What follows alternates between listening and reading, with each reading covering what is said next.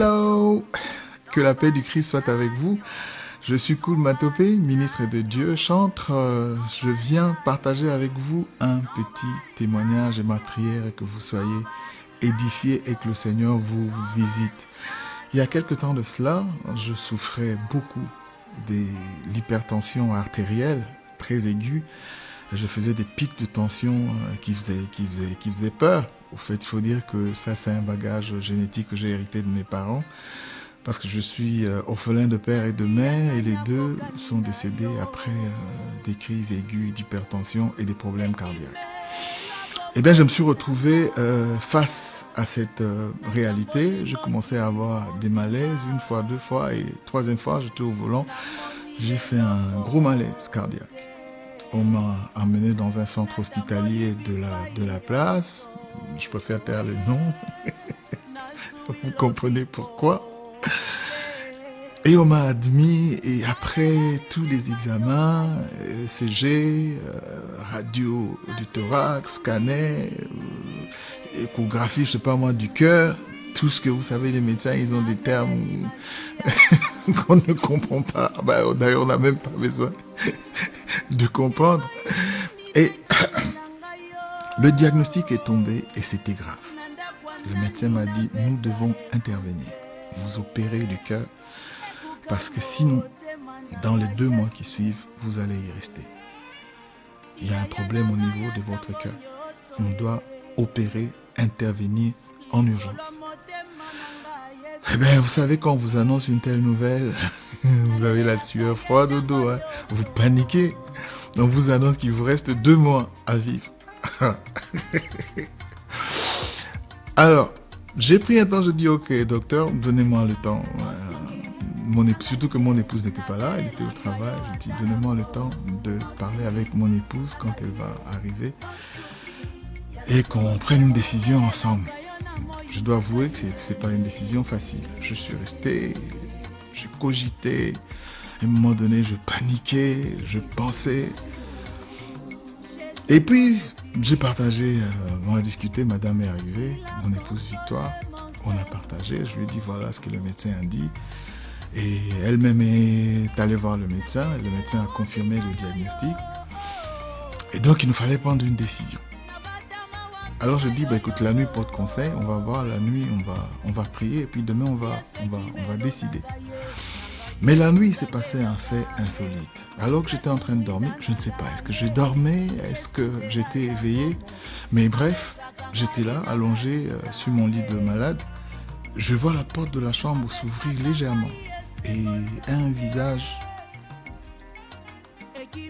que je ne voyais pas très bien a commencé à guetter. Et puis je me suis dit, écoute, je ne panique pas. Je fais semblant de dormir. Et je vois la porte s'ouvrir. C'est une aide-soignante, une infirmière qui rentre. Elle rentre vraiment sur la pointe des pieds. Elle guette si je dormais. Et puis, elle sort de la poche de sa blouse un flacon avec une seringue et commence à préparer une injection.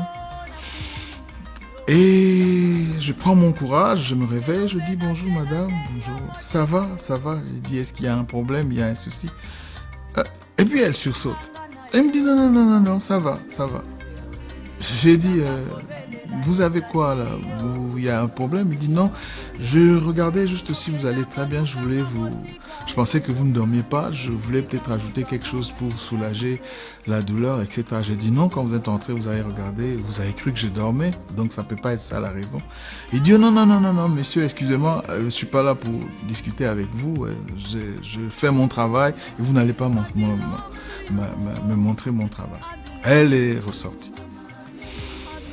J'ai commencé à me poser des questions et du coup, mes pensées ont commencé à aller dans toutes les directions. Dieu merci, vous savez, on est des enfants de Dieu. Je me suis mis immédiatement à prier. J'ai commencé à prier. Et plus je priais, je commençais à pleurer. J'ai paniqué, je me dis, Seigneur, j'ai l'impression de me trouver dans un endroit où on dirait que, si je reste ici, ma mort est programmée. Et je commençais à prier en langue. Et l'Esprit du Seigneur, le Saint-Esprit a commencé à me parler. La première des choses qui m'a rappelé était que ce corps n'a pas été créé pour la maladie. C'est le temple de Dieu. De deux, il est écrit, par ses meurtrissures à la croix, vous avez été guéris. Et troisièmement, de me dire, le diable est un menteur. Effectivement, c'était comme si on dirait que j'étais dans le sommeil. Je me suis réveillé, je me suis dit, oui, en fait, le diable est un menteur. Lorsqu'il vient avec son rapport, il vous propose quelque chose. Si vous l'acceptez, et la chose s'installe. Vous voyez?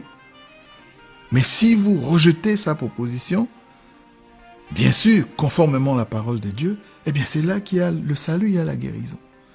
Et j'ai commencé à prier. J'ai dit, Seigneur, mon corps est ton temple, etc. J'ai prié. Et puis, le matin, mon épouse est arrivée avant d'aller au travail. Je lui ai dit, chérie, il faut que je sorte de cet hôpital. Elle m'a dit, pourquoi? Qu'est-ce qui s'est passé? J'ai dit, non, il faut que je sorte. Je lui explique ce qui s'était passé. J'ai dit, j'ai une forte conviction que si je reste ici, je vais mourir. On a discuté, elle est allée aussi parler avec les médecins ont rappliqué, ils sont arrivés, messieurs, vous êtes inconscients, c'est pas sérieux, vous ne savez pas ce que vous avez, ne jouez pas avec ça, il vous reste trop peu de temps à vivre, etc. Il y a eu des échanges. Moi, j'ai dit, je ne change pas, ma décision est prise, je quitte l'hôpital maintenant. Ils m'ont dit, alors, dans ce cas, vous nous signez un papier. J'ai dit, très bien, emmenez le papier. Je signais un papier comme quoi, ce qui va m'arriver, ce sera sous ma responsabilité. J'ai quitté l'hôpital. Mais puis, bon, je me suis senti mieux quelque temps. Après, plus tard, on se retrouve en Afrique du Sud. Et j'ai accompagné madame pour ses contrôles, etc. Et on a fait un petit check-up sur moi. La tension était encore montée. Ouh là là. C'est des pics de tension parfois de 21, 14, 21, 15. Ceux qui connaissent, ils savent que c'est énorme. Mais j'avais l'air normal. Et les physicians, en Afrique du Sud, des physicians. Et la femme qui nous auscultait, le médecin, a dit non, je dois tout de suite appeler l'ambulance. On doit vous admettre aux urgences. Votre cas est sérieux. Vous pouvez faire une attaque. Et ils appellent là-bas, ils disent you can have a stroke. Tu peux avoir une attaque. Et j'ai dit non. Ils disent, on vous emmène aux urgences. On m'a amené effectivement aux urgences. Et quand j'arrive aux urgences, tout le monde a paniqué. Parce que tous les indicateurs étaient au rouge. Et ils ont commencé à me poser des questions. Est-ce que vous avez été dans des pays à grosse endémie, où il y a des grosses épidémies? J'ai dit non. Le seul voyage que j'avais fait, j'ai dit on était en France, on est revenu. Et puis là, on est en Afrique du Sud, c'est tout. Donc j'ai pas... mais ils m'ont mis en quarantaine, en isolation complète, totale. Personne n'avait accès à moi dans une sorte dans une pièce qui était comme je sais pas, on dit capsule d'astronaute ou module lunaire, je sais pas trop. Il y avait plein de médicaments et on m'a branché plein de trucs sur le corps. Et les médecins ont commencé à travailler à ça. Ils étaient peut-être, je sais pas, une dizaine. Ils ont fait tout ce qu'ils avaient à faire. Moi, j'ai dit, mais écoutez, est-ce que je suis venu avec mon épouse, elle va s'inquiéter. Est-ce qu'elle peut venir au moins avec moi? Et ils ont dit, non, vous êtes en quarantaine, personne ne peut rentrer ici. Oula, ça commençait à bien faire. Mais bon, ils m'ont administré des médicaments, ils m'ont dit que vous restez en observation. Donc, je suis resté. Et quelques temps après, j'ai eu sommeil et je me suis endormi. Et pendant que j'étais en train de dormir, j'ai senti la présence d'une personne, comme quelqu'un qui est rentré dans la salle. Mais entre-temps, je priais. Hein. J'ai prié, je me suis dit, Seigneur, cette histoire, je ne sais pas, ça commence à bien faire, cette histoire de tension. Mais je priais, je répétais pratiquement les mêmes paroles, les mêmes prières. Seigneur, par tes maîtres sur la croix, nous avons été guéris, etc. Seigneur, mon corps est ton temple. Seigneur, il n'y a pas de place dans ma maladie. Satan récupère tout ce qui est à toi et tu dégages. Vous savez, les prières que nous faisons comme ça de manière simple, mais qui ont des gros effets dans le monde spirituel. Et puis la personne est rentrée, s'est assise à côté de moi et m'a touché la main. Je me suis dit, c'est qu'ils ont laissé entrer mon épouse. Sa main était très douce, comme la main de mon épouse. Sa main était douce, elle m'a touché et je me suis dit, enfin elle est là. Donc ça m'a apaisé un peu. Je me suis dit, donc elle ne va pas s'inquiéter, elle est avec moi. Donc ça m'a apaisé, je me suis endormi. Et puis, j'entends le bruit autour. Une sorte de remue-ménage. Et c'est ça qui m'a réveillé. Il y avait une aide-soignante qui tournait, qui regardait, et qui se demandait, mais qu'est-ce qui s'est passé ici? What happened here? Elle tournait, elle appelait les médecins, et puis les médecins venaient et disent, monsieur, ça va? J'ai dit, oui, ça va. Ils ont regardé, ils disent, non, on n'a pas compris. Toutes les machines, tout s'est stabilisé, tout est redevenu normal. Or, comment ça? J'ai dit, oui, tout est redevenu, votre tension est normale, etc. En si peu de temps, c'est impossible. Quelque chose s'est passé. Moi, j'ai dit, ah, c'est que... Et je dis au médecin, en tout cas, mais merci parce que d'avoir laissé ma femme entrer, parce que je crois que la présence de ma femme m'a fait du bien aussi. Et ils disent, non, personne n'est rentré ici. J'ai dit, oui, quelqu'un est rentré, il m'a touché la main. Ils disent, non, personne n'est rentré ici. Mais alors seulement, j'ai compris que c'est le Seigneur lui-même qui est venu et qui m'a guéri. Qu'est-ce que le message peut vous dire? Le diable est un menteur. N'acceptez pas ces mensonges. Résistez-lui et chassez-le avec tous ces mensonges. Et